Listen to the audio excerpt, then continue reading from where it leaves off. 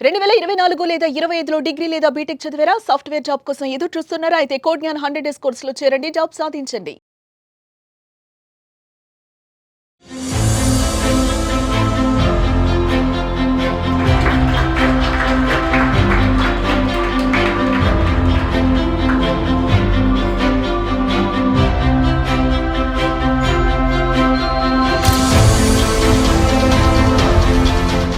నేను రుచిత కాగ్నిజెంట్‌లో ప్లేస్ అయ్యాను. JFS 20 batch. నాకు ఇంటర్వ్యూ మేలో అయ్యింది. ఇప్పుడు ఆఫర్ లెటర్, బ్యాక్‌గ్రౌండ్ వెరిఫికేషన్ అయ్యి డేట్ ఆఫ్ జాయినింగ్ వచ్చింది. అండ్ మెయిన్‌గా క్లస్టర్ బట్టి ఇంటర్వ్యూ జరుగుద్ది. టెక్నికల్ అసెస్మెంట్ అయినా క్లస్టర్ బట్టి జరిగిద్ది. నాది పైథాన్ క్లస్టర్ వచ్చింది, క్లస్టర్ 2. దాన్ని బట్టి ఇంటర్వ్యూ అండ్ టెక్నికల్ అసెస్మెంట్ జరిగింది. పైథాన్ బేసిక్స్ అడిగారు.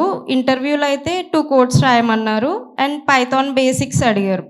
కోడ్ జ్ఞాన్ కోచింగ్కి వచ్చేసరికి మెయిన్గా జావా ఫుల్ స్టాక్ నాది. ఆనంద్ సార్ జావా చెప్పారు మాకు. ఆనంద్ సార్ చెప్పేది ఎలా ఉంటుందంటే స్టూడెంట్స్ అర్థం చేసుకొని పిన్ టు పిన్ వాళ్ళకి అర్థమయ్యే విధానంలో చెప్తారు, step to step. Anand sir అయితే చాలా మాకు కోర్ జావా అయిపోయింది, చాలా బాగా చెప్పారు. నెక్స్ట్ ఎస్క్యూఎల్ కూడా ఆనంద్ సారే చెప్తున్నారు మాకు. ఎస్క్యూఎల్ జరుగుతుంది ఇప్పుడు. యాప్టిట్యూడ్ కిరణ్ సార్ డీల్ చేశారు. టెక్నిక్స్ అవన్నీ చాలా బాగా చెప్పారు. కమ్యూనికేషన్కి వచ్చేసరికి శ్రీలత మ్యామ్ డీల్ చేశారు. అండ్ మాక్ ఇంటర్వ్యూస్ తీసుకుంటారు మ్యామ్. అవి బెస్ట్. ఇంకా చాలా బాగా హెల్ప్ అవుతాయి స్టూడెంట్స్కి. ఎందుకంటే ఫీడ్బ్యాక్, రివ్యూస్ ఇస్తారు మనం చెప్పేదాన్ని బట్టి.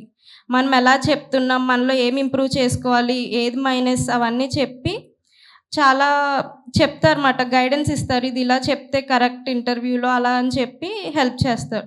కిషోర్ సార్ అయితే మాస్టర్ క్లాసెస్ తీసుకున్నారు మాకు.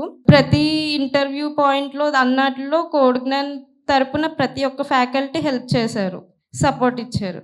మనకి వీక్లీ ఏఐ మాక్ ఇంటర్వ్యూస్ ఉన్నాయి. సో అవి నీకు ఎలా యూజ్ అయ్యాయి? అంటే అందులో కమ్యూనికేషన్ వైజ్ ప్రతి దాని వైజ్ రేటింగ్ వస్తుంది కదా, 5 స్టార్ రేటింగ్ ఇస్తారు కదా.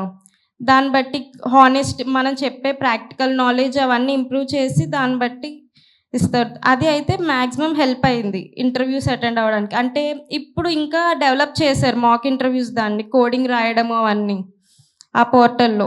దానివల్ల మనకి తెలుస్తుంది, బయట డైరెక్ట్గా అడిగితే ఎలా రాయొచ్చు అవన్నీ. అలా హెల్ప్ అయింది. ఓకే, ఇంకా ఏమైనా సజెషన్స్ మాకు? చెప్పింది విని ప్రాక్టీస్ చేస్తే మన స్కిల్ బట్టి జాబ్ మనకు ఆటోమేటిక్గా వస్తుంది. కోడ్ జ్ఞానంలో డబ్బులు కట్టి కూర్చొని మనకి ఏమి చేయకుండా మనకి ఏం రావట్లేదంటే ఏది రాదు. ఈవెన్ కోడ్ జ్ఞానం కూడా ఏం చేయలేరు కదా, మనం ప్రాక్టీస్ చేయకుండా ఏం చేయకుండా మాకు జాబ్ ఇవ్వట్లేదు అంటే. అందుకే డైలీ క్లాసెస్ విని ప్రాక్టీస్ సెషన్లో ప్రాక్టీస్ చేస్తే మనకి ఆటోమేటిక్గా వస్తుంది. ఏదైనా స్కిల్ ఉంటే జాబ్ ఏదైనా వస్తుంది. సో మీరు జావా బ్యాక్గ్రౌండ్ కదా, సో పైథాన్ క్వశ్చన్స్ మీరు ఎలా హ్యాండిల్ చేశారో, దానికి ఎలా ప్రిపేర్ అయ్యారు మీరు?